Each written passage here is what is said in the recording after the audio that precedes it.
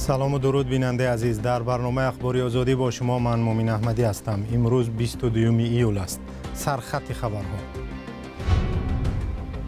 سرنوشت 4 روزنامه‌نگار زندانی در تاجیکستان. امبودسمن تاجیک گفت شکایت آنها را به دادگاه عالی رسانده است. ما میپرسیم ما خطی گروه مانیتورینگی سوالای خطی هم دارد که مخفی است میتید با جوابش میگیرد.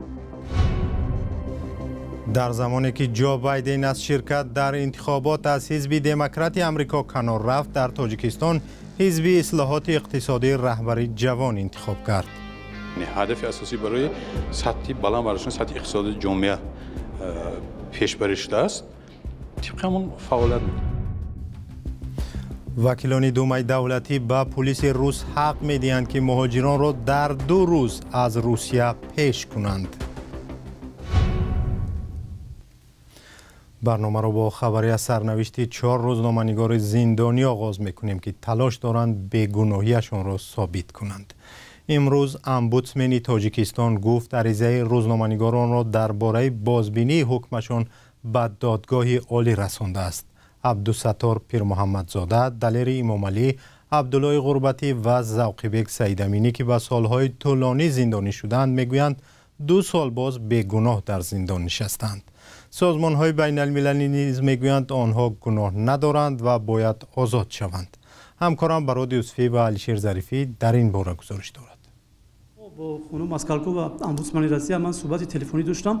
اگر شما شنیدید وکالتدار اوید به حقوق انسان و یا امبودسمن تاجیک به دادگاه عالی تاجیکستان شکایت روزنامه‌نگاران و بلاگران زندانی را در مورد ناراضگیشان از حکم دادگاه رسانیده است.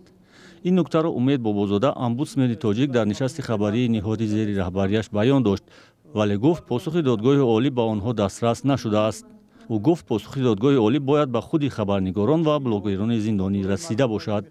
ما مراجعت کرده بودیم به استودیو عالی در مورد بازبینی پرونده‌های 3 نفر بلاگر. البته مراجعت کردیم در مورد بررسیشون بود.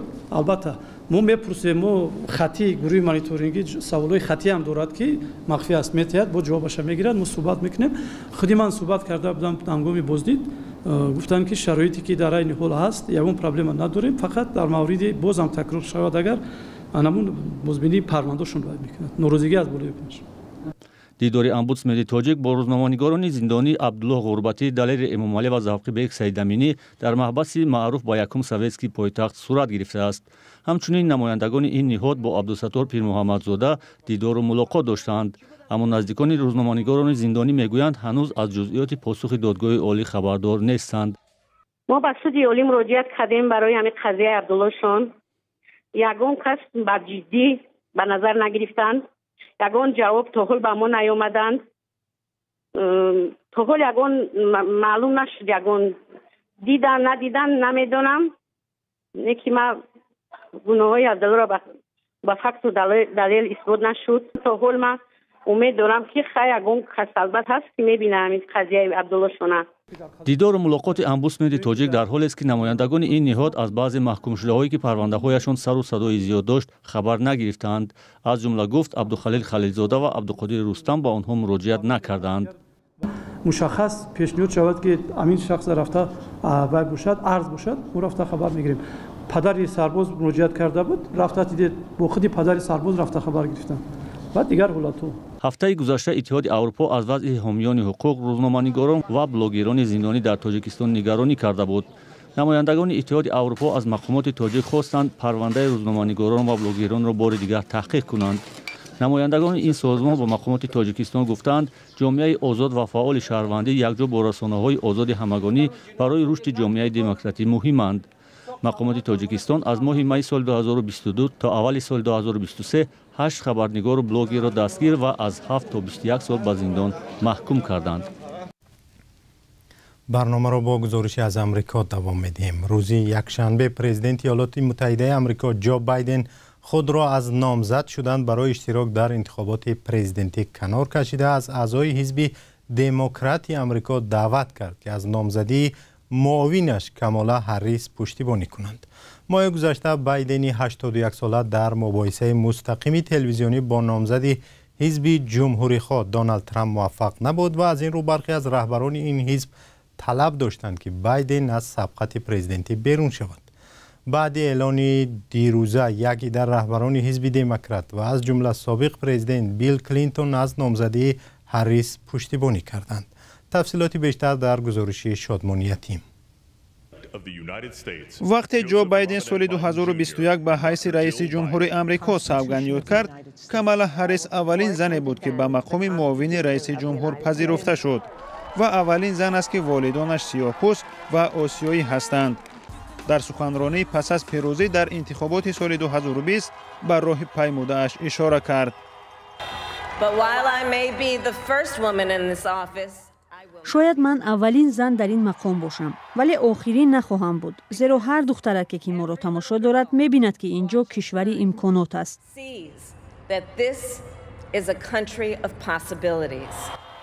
کامالا هریس در مقام معاون پرزیدنت اساساً پس صحنه کار می‌کرد. بایدن به او دستور داده بود که بحران مهاجرت از مرزهای جنوبی به آمریکا را حل کند که از نظر بسیاری‌ها یک مسئله حل ناشدنی است.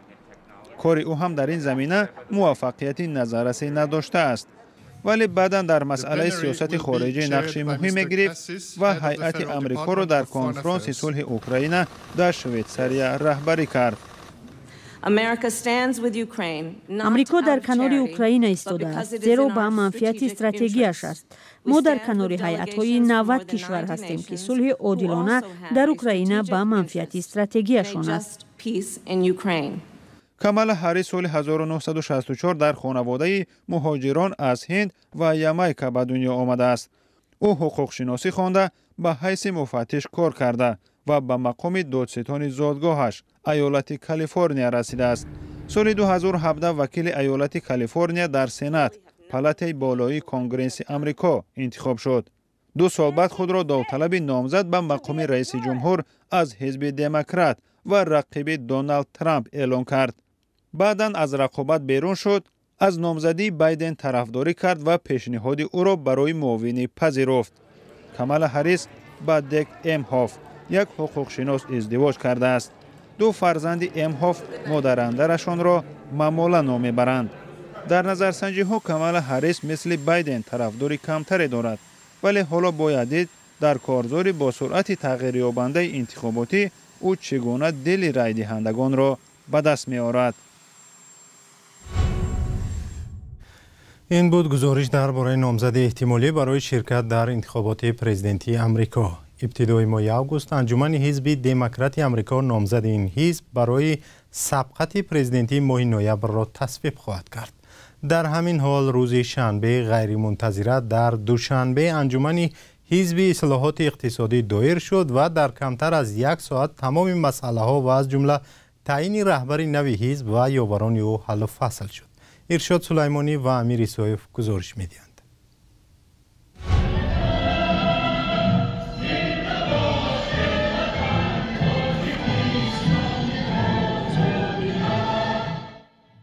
انجمن غیر نوبتی حزب اصلاحات اقتصادی تاجیکستان روز 20 ایول رئیس این حزب را عوض کرد. به جای رستم رحمتزاده 63 ساله، غیاث‌الدین اشورزاده 48 ساله رئیس حزب انتخاب گشت. این تغییر با برنامه‌ریزی پیشکی جریان گرفت و انجمن بدون کمیسیون مندتی و اعلان حد نصاب یا کوارم وکیلان برگزار شده، نامزد الترناتیوی، اعلان برنامه‌های گوناگون نامزدها و رقابت برای اشغال کرسی رئیس حزب به نظر نرسید. راهبری نو را مانند یک میراثگذاری رئیس اکنون پیشین حزب که بعداً معاون رئیس نو شد پیشبری کرد و از لحظه پیشبری آشکار بود که آن انتخاب و تصدیق خواهد شد. برای آنکه ما در انتخابات وکیلان دعوتی هفته مجلس نمایندگان مجلس عالی موفق شویم، من تکلیف میکنم که یکی از جوانان رئیس رو با عهده گیرن، برای اینکه این علاقه ما این دوره رو یک بار از سر گذراندیم، موفق شدیم. همه موفقیت رو در سال 2025 ما چیکار کرده توانیم دوام داده توانیم و من با حیث رئیس حزب اشورزاده غیاث‌الدین مرحمت رو پیشنهاد میکنم اینکه از نامزد علم‌های اقتصادی اعضای فراکسیون حزب اصلاحات اقتصادی در پارلمان در کمیته مالیه و اقتصاد علاقه دوامی قریب 5 سال شد فعالیت میکنن، شخص جوان هستند، با غیرت هستند. غیاث‌الدین اشورزاده رئیس نوی حزب اصلاحات اقتصادی تاجیکستان، استاد دانشگاه و خادم علمی بوده. در سال 2020 بر اساس رویخط حزبی وارد پارلمان شده است.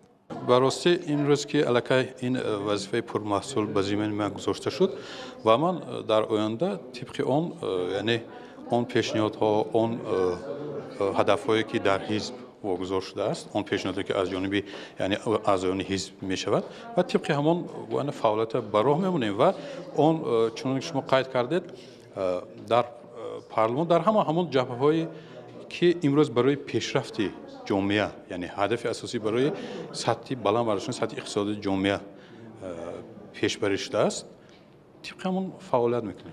در این انجمن حزب اصلاحات اقتصادی تاجیکستان دیگرباره مشرب فیض‌الله زاده رکتور دانشگاه اسلاویانی معاون اول، سرویناز مجیدزاده و حیدر رحمتزاده به صفت معاونان رئیسی نوی حزب انتخاب شدند. رستم رحمتزاده رئیس اکنون سابق حزب نیز یکی از کرسی‌های معاون رئیس حزب در امور سیاسی و تربیت کادرها را صاحب شد. انجمن به صورت عموم 56 دقیقه دوام کرد و تا انجام ریاست آن را خود رحمتزاده به دوش داشت که همه مسائل دستور کارش را با موفقیت حل کرد. حزب مذکور دومین حزب از 7 حزب رسمی تاجیکستان شد که در 3 ماه اخیر انجمن غیر نوبتی برگزار و رئیس نو انتخاب کرد. ای هموطنی عزیزتر از جان، ای یوسف امروزین کنعان، بیرون ز وطن چه حال داری؟ بیا و از روزگارت ما را آشنا کن. بینندگان عزیز، اگر شما دور از تاجیکستانید و از نازکی‌های مهاجرت آگاه هستید و می‌خواهید دیگران نیز بدانند، پس این برنامه برای شماست. روزگار مهاجر، مطابق شوی به محیط نو، قصه‌های انسانی و سبق‌های حیاتی. از این پس پلیس روسیه حق پیدا می‌کند که در 2 روز یعنی 48 ساعت مهاجران را از این کشور اخراج کند. تاکنون قرار اخراج مهاجران از روسیه تا 90 روز یعنی 3 ماه میتوانست طول کشد. این تغییرات در طرح نوی قانون مهاجرت روسیه وارد شده است. در صورت تصویب قانون، خارجیانی که در نسبتشان قرار اخراج از روسیه صادر شده است بیشتر از 2 روز دیگر در خاک این کشور نمیمانند اگر دادگاه در این مدت قرار دیگری قبول نکند. در طرح نوی قانون گفته شده است که پلیس حق دارد به قرار دادگاه هم خارجیان را از روسیه بیراند. و حالا رو می‌آوریم به ولایت پیرم که آنجا ساختمان یک مسجد مسلمانان باعث اعتراض ساکنان محلی شده است. هفته گذشته رهبران کلیسای محلی ابراز داشتند که در روسیه طول عصرها نصرانی‌ها و مسلمان‌ها کنار هم می‌زیستند و برانگیختن اغوای دینی با بهانه ساختمان مسجد به متحده مردم ضربه می‌زند. طاهر سفر گزارش می‌دهد. روحانیان کلیسای کوریا در شهر پرمی روسیه از مردم خواستند با بهانه ساختن مسجد در این شهر بین ملت‌های گوناگون دشمنی و خصومت برانگیزند. ساختمان مسجد در اینجا سبب بحث زیاد و مخالفت مردم محلی شده است. نمایندگان کلیسای کوریا در یک بیانیه در صفحه خود در کانتاکت نوشتند سالهاست مردم گوناگون ملت پرم کنار هم در صلح و آرامی زندگی می‌کنند. بسیار غم انگیز است که گروهی از اغواگران می‌کوشند مناسبت بین ملت‌ها را در شهر ما پیچیده کنند. آنها با سوء استفاده می‌خواهند به هموطنان خود از موقع قدرت نگاه کنند و سعی دارند گروه‌های ستیزجو تشکیل دهند. آخر ساختمان مسجد را ساکنان شهر ما برنامه‌ریزی کردند و به اینجا نمازگزاران نه فقط از حساب مهاجران بلکه خانواده‌ها و مردم بزرگ شده و تربیت دیدگان پرم می‌آیند. در بیانیه راهبان کلیسای کوریا آمده است نصرانیان و مسلمانان ارزش‌های یگانه اخلاقی دارند که آن هم احترام به کلانسالان و محبت به سرزمین است. مسجد در محله کوره بالا را فرزند ریوخت ابراهیموف یکی از تاجران ثروتمند پرم می‌سازد، اما مردم محله آن را نمی‌خواهند. انور حضرت ابلویف مفتی این منطقه چند پیش گفته است که مخالفان ساختمان مسجد سعی دارند بین مردم گوناگون ملت در اینجا نزاع برانگیزند. اخبار آزادی اینجا به پایان رسید. سپاس که تا این لحظه ما را همراهی کردید. تا دیدار در برنامه‌های دیگر، خدا نگهدار.